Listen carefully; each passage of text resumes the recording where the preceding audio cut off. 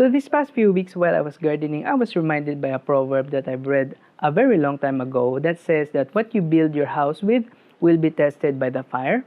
So if, for example, if you build your house with stone and with gold, which are fireproof materials, then your house can survive the heat. But if you use weak materials on your house like straw and wood, then it could probably get burned when the heat comes in.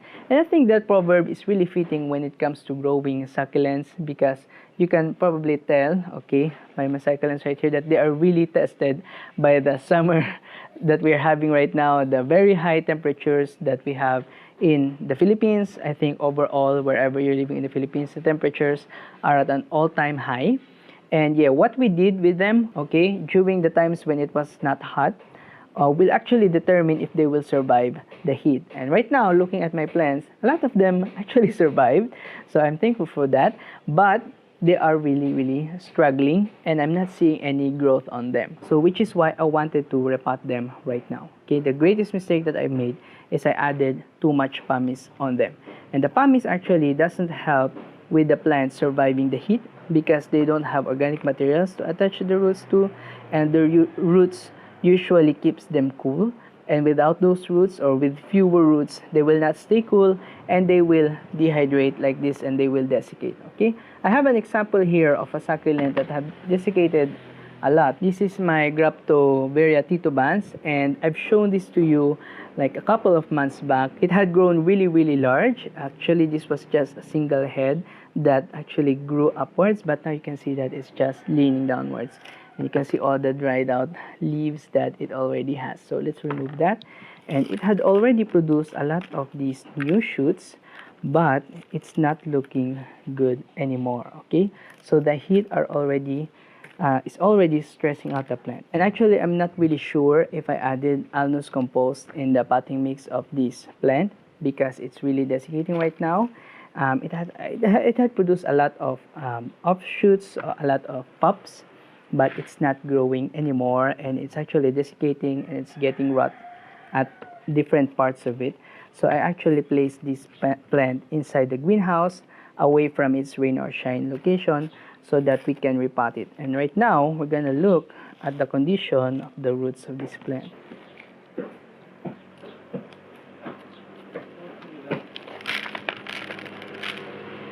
Okay, so I just took off the plant, and you can see here, these are the only roots that it has, and this is the potting mix that have left at the bottom of the pot. And yeah, I think I added too much carbonized rice hull on that one, and too much carbonized rice hull and not enough organic materials in the potting mix will actually result in this. You can see that it's kind of like very rock like. Okay, we will take this out. Okay, so yeah, this is not good for our succulents. Okay, I don't think there are, okay, there are very fine roots on there, yeah, but it's not a very good mix for our succulents. So I will be replacing that right now, and I don't think that is alnus compost. And what usually happens if you have this ugly type of potting mix that the plant cannot establish into, the bottom part of the potting mix will not dry out. Even if you don't water it for very long, it will stay damp. And feeling this right now, it's still a little bit damp because there's no roots in there, so it will become waterlogged and it will cause rotting on your plant, which is why the titubans that is planted here is not looking good, because there is some rotting and there is some desiccation on the leaves because it's not in a very good type of potting mix.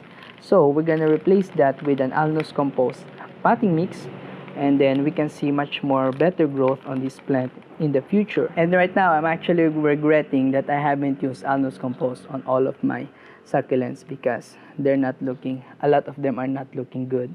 But I'm really grateful that a lot of my other succulents are looking good because they're planted in alnus compost.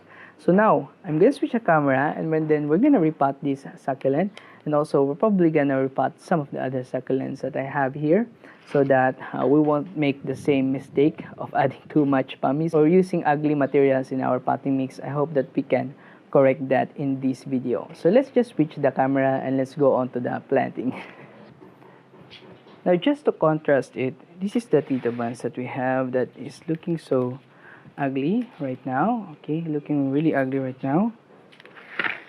And this is an echeveria that I have planted a while back. And this one has much better growth. And you can see here all the new pops that it has produced at the sides. Okay, it just has some sunburn at the tips. Okay, but it had already produced a lot more growth than this one. So in contrast to that. Now, if you have already been watching the videos on my channel recently, you would know that this is not the first time that I've been ranting on potting mixes. Okay, actually, for the longest time, I ranted on potting mixes on my channel because I keep changing them, I keep adjusting, I keep looking for ways to improve my plants, to improve their growth, keep perfecting the materials that I use when planting them. And really, I found the most success with using allulose compost and not any other alternatives in the market. Back then, I really used carbonized rice hull purely on my succulents, and not a lot of them did well in those type of potting mixes. Even if I use allulose compost mixed with carbonized rice hull, I find that I get more benefit with the pure allulose compost, and more allulose compost than pumice, than more than I used before. With more allulose compost, I see really better results on my plants. I still add pumice because we still want to have drainage on our plants, but it's not the main ingredient that I'm using anymore. Now I'm just reusing the plant's old container because I don't see a reason to change the pot size. It hasn't grown a lot, the roots, so it just has some roots, so there's no point in putting it in a very small container or in a very large container. Okay, we're just keeping it in the same container size. But what I'm gonna do with this one after replanting it is I will be putting it inside the greenhouse where it won't get rained on, just until it establishes into the potting mix, so that once it's established, it can tolerate a lot more water later on. You might think that that is counterproductive when it comes to succulents, because succulents need a lot of drainage, but actually the organic materials is what strengthens the roots of the plant. So with more organic materials, you get more roots. Okay, now there will still be a need for some pumice, but if you don't put like a lot of organic materials, there won't be any way or anything, there won't be anything for the roots to attach to. So without anything to attach to, there will be less roots. And as I said before, if you have less roots, they will be much more prone to the plant will be much more prone to rotting because it won't dry up. Okay, the roots actually help the potting mix dry out. With more roots, the faster the plant dries out. So you want to have more roots and not more pumice on your plants. Yeah, I've used this type of combination with my other plants and they've done much better. Also, because currently we're having like a very hot season or very hot temperatures here in my area, okay, I will not be exposing this to the full sun. You can see there is already some burning on there. Okay, so I will be putting this in a much more shadier area. Even if it's in the greenhouse, I will be putting it at the bottom so that it won't get burned and it has time to establish. And I will be top watering it only for a while. Okay, so we have that plant. This is another one that I have been eyeing, which is staying like really dry. It's not plumping up. So I'm going to be changing the potting mix right now. So let's check the state of the roots on this one. Okay, so you see, there is the potting mix and this is just the roots. It hasn't reached the bottom.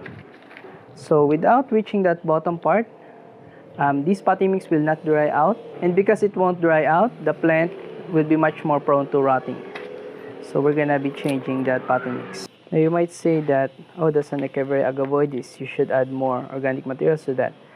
I would say that these succulents, they will appreciate the same type of potting mix, only you need to change their watering schedule. Okay, I think both the large leaf succulents and the thin leaf succulents can survive in the same potting mix, Just make sure to water the small leafed ones much more frequently and the thick leafed ones less frequently.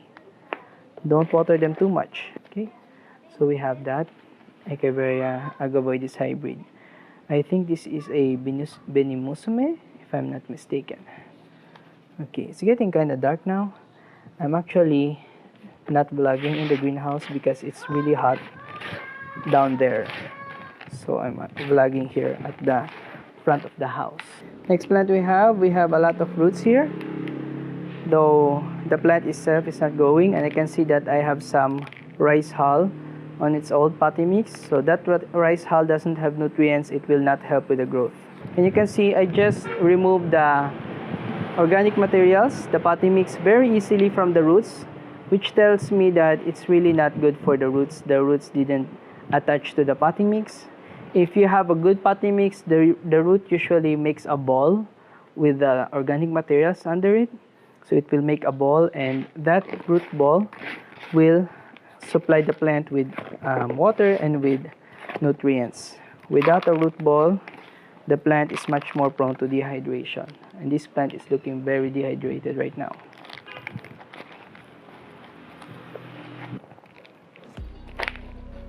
So now let me just replant the other succulents, and then we'll go over them once I'm done replanting.